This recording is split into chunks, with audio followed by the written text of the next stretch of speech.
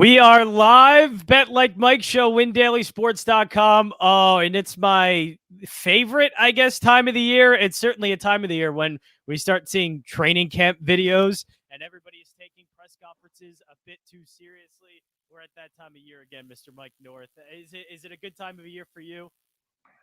Yeah, now that I can barely hear you with that microphone that you refuse to fix, it's down a little bit. So hopefully it does. Yeah, a little bit. Live how I fix this thing. Hold on. Yeah. So anyway, I end up beating it. You're back. Okay. There we go. Now, I'll tell you what. I almost called this yesterday. I've been on a rampage the last week, and then I was 4-0 the last couple of days. I've been like 11-3 the last week and a half, and I almost called this yesterday. But in a way, here we go again.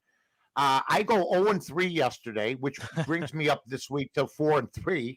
What's so funny about that? Once again, no. I just love it. I have a bad day. It's something seems to tickle your innards. It's that we always end up picking each other up. Like no matter what the circumstance, you and I just love to pick each other up when we're down. It's a beautiful thing.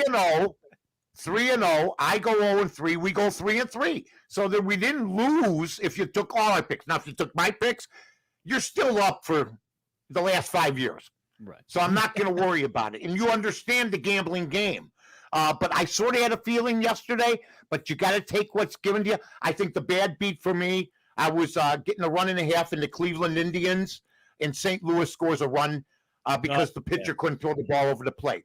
Just all over the place in the ninth inning. That's the way gambling is. I end up losing that game 4-2. Otherwise, it's a 1-2 night. Colorado just destroyed. I lost my other game. So I should have I thought I was going to go 1-2. I would have been happy. Not that I'd like to lose, John, but you know how it is. It's better to go 1-2 than 0-3. I always say that. But you picked up your end on the other side. What was your big game for the night? Yeah, well, the big one that helped me out was the Giants ended up winning because Cody Bellinger threw a ball from first to third about 30 rows deep into the stands, so that helped me out a lot. And then I had the Nationals; they did well. The Yankees, it took a little bit of work, but they eventually got it. Aroldis Chapman with the save, so they got a 4-3 win. So yeah, Yankees, Nationals, I saw that. Giants, yeah. Yeah, I heard Michael K say they never win easy games, and they don't, or they never. Every game for the Yankees has been an absolute adventure. So good night for John, bad night for me. We bounce back. I never have 2 bad nights in a row. That's the good news, everybody. If I do, it's like an eclipse of the sun, which don't come around very often. Now, I wake up this morning, go golfing, get myself going, watch a little bit of this, a little bit of that, and I start hearing about this guy that I've really never heard of because I'll be honest with you, I'm a handicapper. I used to know every player in the league, but Xavier Howard seemed to escape me. I'm not big on my Miami Dolphin corners. I don't play fantasy football. I don't play defense, any of that stuff. So I'm more of a centrist NFC guy. I know a lot of the players in the other league, but Xavier Howard escaped me. Well, I looked up his record because he's crying about a $46 million guaranteed contract, 5 years for $75 million, $46 million guaranteed. You could break your leg tomorrow, and you're going to and never come back and get paid for the rest of your life. And he's crying because he's had 1 year, 10 interceptions. Now, I've known people like Mark Carey who had 10 interceptions, never had that again. Same thing with our guy with the Chicago Bears now. If they play safety, he had a big first year, those things can go up and down. That's the way the world works, my friend. When you sign a nice deal, that doesn't mean that somebody coming over 4 months later is supposed to sign the exact same deal. The market's gone up. Am I right or wrong about this, John? And there's $46 million for a guy that's had one really good year, pretty good money guaranteed, plus $75 million. Yeah, I think with Xavier Howard, he's not going to have the top deal. And when he signed, he had the highest deal for a cornerback. Of course, in the and NFL. He was happy, but he's an egomaniac, apparently. Well, no, I think what happened now in this contract, all of his guaranteed money was sort of front-loaded. So now all of his guaranteed money is pretty much run out. So he's saying, all right, well, now we need to restructure the deal. Like run out? You mean he spent it all? Run out? No. But all the guaranteed money was front-loaded. So all of the guaranteed money that he did have in his contract are done. But I I know players now, the contracts are a lot different, probably even when Xavier Howard signed his contract a few years ago than it is now. And players are asking almost fully guaranteed contracts at this point. Which so is I fine. imagine Howard's trying to get that the same way for his deal. Well, he got 46 guaranteed. You put 46 million in the bank for me tomorrow. I don't care about the next guy. It's the same way in radio, TV, it's the same way with any type of business. If I sign a big deal in radio and the guy comes by a year later and he signs for more money, okay, that's just the way it is. Now, there's massive jealousy in the media business. I know a guy, when I signed a big deal from another town, I won't mention his name, don't want to, called and said, did Mike really get that? Because he beat me. And then he hung up the phone with my producer, Jesse Rogers. Everybody sees what I make and just laughs at me. So it's a little bit different. But to me, I get it. But John, people don't do that. If somebody signs a better deal than yours, but you signed a fantastic deal, that should be good enough. But it seems like this guy's got a massive ego. Now he's demanding a trade after 1 year. Do you buckle? Do you trade him? Or do you say, hey, you're our property, pal. What do you want to do? This is like a mini Aaron Rodgers type of situation where this guy's just an egomaniac, apparently. Look, I'm never going to say a guy's wrong for wanting more money or for money for what he's worth. Because look, if I think I'm getting underpaid, even if I just signed something a year ago and I feel like I'm getting underpaid, I'm going to want to get paid for what I owe. But you're not going to go to your radio station with a 1 year deal, with a 5-year deal after 1 year going, I want more money. You're not going to do that because you might be gone. Well, look, if they're paying me for, let's just say this, they're paying me for like an overnights or whatever. They're paying me for a certain thing and I'm doing fine. I'm getting the correct ratings, but all of a sudden I'm working the morning show and I'm getting them a ratings boost and everything's going great. I'm going to want more money. I'm benefiting you more now and I'm not getting paid appropriately. So I want what I'm valued at. It's a second round pick making 46 million guaranteed and you're crying a poor boy with this guy, poor guy, saying that he got the money front loaded. That's the way he wanted it. But he didn't spend it if you put it in the bank, if you invested. It's a beautiful thing. Anyway, you know what? Let's forget about this guy. We'll see what happens. I think he's going to stay. Miami says this is a precedent for them after 1 year. Dan Marino wouldn't even do that.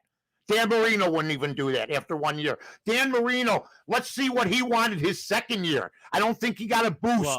A big boost after he threw 49 touchdowns. You know what I mean? I would hope if Dan Marino ever just went to them and said, like, hey, I want more money, that they would just oblige and keep that guy happy. But Dan Marino knew he was going to get his, and he just kept his water, so to speak, you know? Anyway, let's go on to Simone Biles and Katie Ledecky. Would you agree? Simone Biles, you know, I've been hearing the word hero. Well, I was out today and I was out yesterday.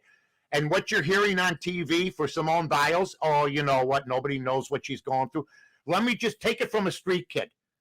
You're hearing all different things on the street for Simone Biles. Everything from she's weak to she's a hero. Here's what I'm going to say. I'm in the Ozzie Guillen camp. If you're not playing, I don't care. All right? I really don't. But she's not a hero. She's an example for people who need help.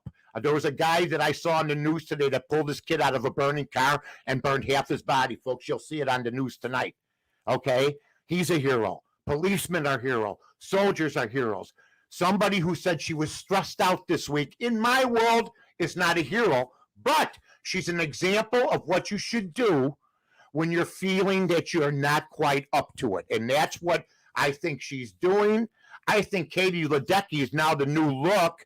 As far as I'm concerned, she just won a gold medal yesterday. I think she should have been a deal with Biles, because Biles is part of a team just like Katie Ledecky. But they're the two headliners, John. I think that if Katie Ledecky's got any more swimming in her, she's the one that's got to bring the ice to the tube, and the NBA players if they can start winning in basketball.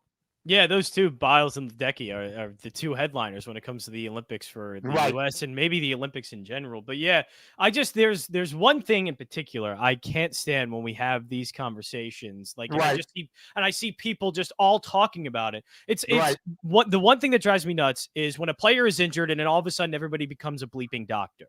Everybody wants to tell me, oh, well, an ACL tear is like this, and no, you know nothing. I'll wait to see and hear from the person looking at Joel Embiid's knee.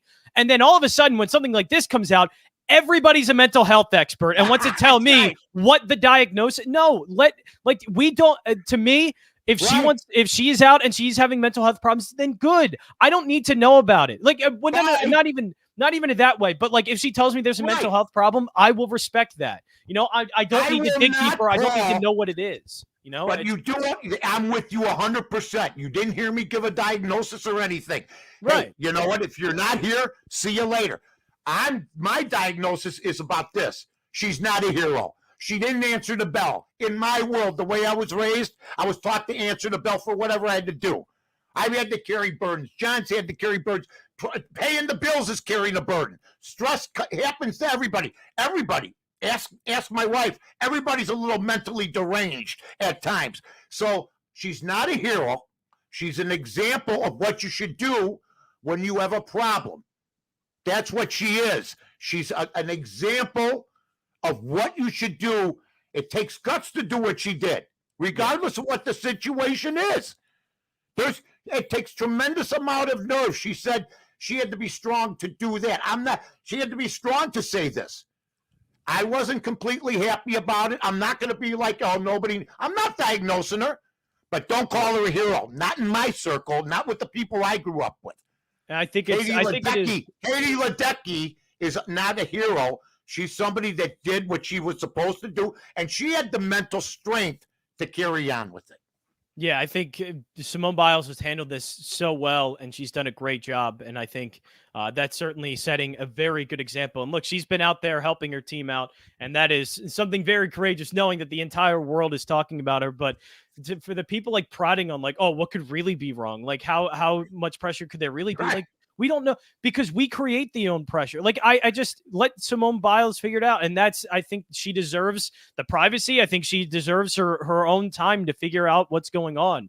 And we need to give her that time instead of everybody trying to diagnose for themselves why Simone Biles is feeling this way and why it's either right or wrong. I will say this. She's behind Mary Lou Retton with me now, Olga Corbett, Peggy Fleming, who was a Mark Spitz. These people all answered the bell. She couldn't answer the bell this time. I'm not diminishing her honors. She's already been there. I mean, this nonsense. She's answered that bell plenty of times. She's answered the bell before, but she's now taken a step back. Actions are accountable. She decided not to portray. I had her up near the top. She's no longer up near the top in my world. Somebody else could say, hey, she had a problem. That's the way it is. All I'm going to say is everybody should be allowed to have an opinion, but I'm with John. You don't diagnose somebody like this. You just try to just figure out where she stands with me, the individual sports fan. That's all. Katie Ledecky answered the bell. Simone Biles this time didn't. Very simple. I have Katie Ledecky now up ahead of Simone Biles. Katie Ledecky's part fish. What can I tell you? John, I just saw this. Ovechkin signed for 5 years, $45 million. Okay? How important is Ovechkin to the NHL? That's a great question. I don't know. Like, I don't know who is important to the NHL at this point. Like, I would probably have to be. Okay, but he's one of their top superstars. He right? is. I think he's more important to Washington than anything else. Yeah. Right. He's a top superstar, no doubt about it. Yeah. He signed for less than this kid from the Dolphins. I mean, and this guy is one of the top 5 stars in the National Hockey League. So I think there's a little disparity when it comes to pay among the ranks. And I think Xavier should take a look at that. Alex Ovechkin's going to make less money than you. And the guy scores goals a mile a minute. So we'll see. We'll see what happens with that. Well, I think that is an example of the money that's being poured into the NFL and the difference between I agree. the money in the NFL. Oh, I agree. He's in the right spot. That is it's just remarkable. But I want to slap the kid with a dose of reality. You know, people know. I mean, that's just unbelievable when I saw that. Let's talk about the NFC real quick. Last night, what was your synopsis on the Gambler, my friend? Because I saw your promo that you're going to talk about the NFC North.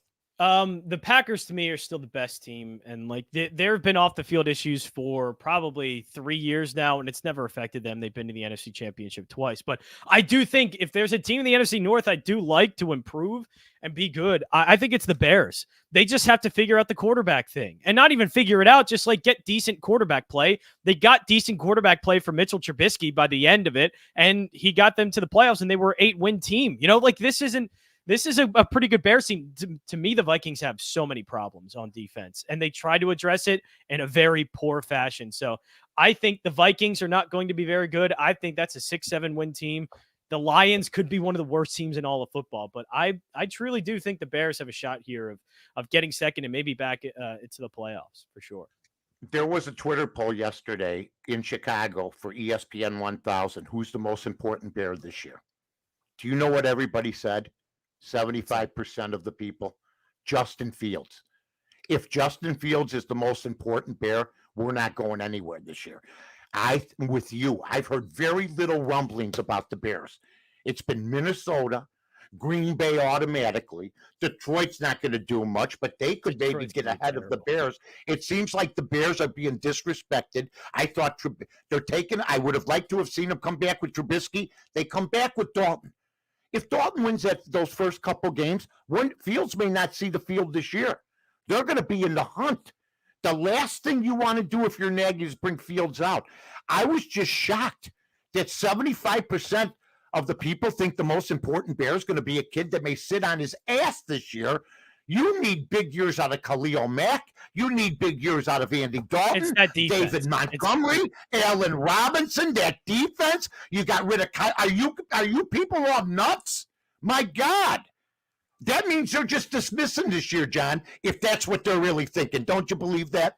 Yeah, to me, it's defense. Like the offense just has to be like Mitchell Trubisky played well down the stretch, and it was just okay. And if Justin Fields, right. I think Andy Dalton's a bad quarterback, but if he does end up playing okay, then that's fine. If Justin Fields ends up coming in for Dalton and he ends up playing just okay, like a rookie, but good enough, then that's good enough for the Bears. They just have to be a great defense, and for the most part, they actually held up their end of the bargain last year. And the thing is, the talent's there for them to do it again, for sure. The defense, to me, they lost Fuller, which that's important, how they're going to replace him. But outside of that, it's just the importance of that defense needs to be really good again. And they have the talent and are capable of doing it, for sure. Yeah, they are. Now, you know what we're capable of doing? Maybe both of us winning at the same time. The day before I win, you did. The day before then yesterday you win and I don't. We are capable of winning. Folks have asked, because we've won before like this, and we've won at the same time. I was trying to tell my buddy, I go, John and I win a lot on the same day. We just don't call a lot of attention to it. We go over very briefly what we're going to do, okay? And I know what I'm going to do, but John, I'm going to let you have the honors first because you had the better day yesterday. The first one I'm going to go with is the Detroit Tigers in the. I love when you go off the seat of your pants. I love it. Yeah, I love this one though. This one I love. J.A. Happ has gotten absolutely trashed by the Detroit Tigers in his last two starts. He has an ERA of 7 or 8 in the month of July. Willie Peralta, in his 2 starts against Minnesota, both in July, both recently, he has 12 innings pitched, only 1 earned run. So he has been outstanding against the Twins, while J.A. Happ has allowed, I want to say he's allowed 8 runs in about 15 innings, something like that, or 10 runs. He's been crushed by the Tigers. So I'm going to take Willie Peralta and the Tigers first 5 money line at plus 105. Good. I'm glad you're taking the first 5 because I'll tell you a funny story. I cannot take full game. Last week I took J.A. Happ and I won because I was getting a run and a half, but he gave up, I think, 5-6 runs after 6-7 innings. I'm going, geez. And they came back and won the game. Yeah. Minnesota's had a horrible year. But the read I got today was the run was Minnesota's the favorite in this game. Have you asked yourself that question? Minnesota right now is like 43, and I want to say 59. Mm-hmm. Detroit's had a decent year at 48. Yeah. Right. At Peralta, you just read off what's going on, and yet I'm seeing, am I wrong here? Is my paperwork not up to date? I'm minus 135, Minnesota? Yeah. They are the favorite in this one. They're minus 135. Yeah, that's Minnesota's the favorite. I have Minnesota and I have the over. Whatever it's going to be. If it's 10 and a half tonight, I just think all hell's going to break loose. That's what the system had. I was as shocked as you, but I was shocked when I saw that Minnesota was favored. Yeah, and look, I'm taking first 5 for a reason. I'll just say that's exactly because right. These two teams are very bad, and once the variables go away, I'm betting on the starting pitching, and after the first 5, I don't know what's going to happen. I'm with you 100%, and those are my 2 plays. Whatever the over is tonight, take it. All right, Could be 9, could be 10. I saw 10.5 this morning, and I'm taking the Twins, man. John's doing that. So you got 3 plays in one game that aren't going to hurt each other. You got John's first 5 with Detroit. You got me with Minnesota and me with the over. We'll see what happens. I like it 2 out of 3 or 3-0. Yeah, how great would that be if we perfectly handicap this game? Detroit comes away with the first 5, then their bullpen comes in, lets up a few runs. Boom. This game gets out of hand. It's a high total, and the Twins end up winning on something ridiculous. It's 9-8 on a pass ball. Right. It's going to be incredible when that happens. Oh man, when I saw that guy walk everybody in the 9th, I mean, you're at home trying to enjoy your life. I'm hearing about this gymnast with stress. How about the stress? I lost some money last night. Go ahead, John. Anything else? I'm gonna go back to the Giants at plus 110, like Anthony DeSclafani. And I probably should have looked at how DeSclafani's doing, because I know he hit a bit of a rough patch. He has a 2.87 ERA, and that was in the low 2s before that. But still, a really good pitcher at home. And if the Giants, again, are going to continue to be priced like this, I'm going to take it. In his last few starts, he is 1-1-2. He's 2-2 in his starts against Detroit or against the Dodgers this season. So DeSclafani has gotten wins. Who's pitching for the Dodgers? Walker Buehler, which is tough. And I know Buehler's pitched well against them. Look, if there's one thing I might do, I might take the under for sure, because Buehler's been fantastic. And I'm looking at his record of 10-1, and obviously that's not great. But one of the losses he's had, it was a no decision, but he lost to the San Francisco Giants, and he has a couple of losses against them that he's pitched in. So it's not an automatic win for them. These Giants-Dodgers series are crazy, and I just think the home team getting plus 110, who's great, I'll take that. All right. Anything else, my friend? Real quick, I'll take the Braves plus 115. That's it. Bye. Look at my guy. He's hotter than a pistol. Johnny J. Check out the border. We went a little over today. We had plenty to talk about. Plenty of picks, folks. See you tomorrow. So long, everybody.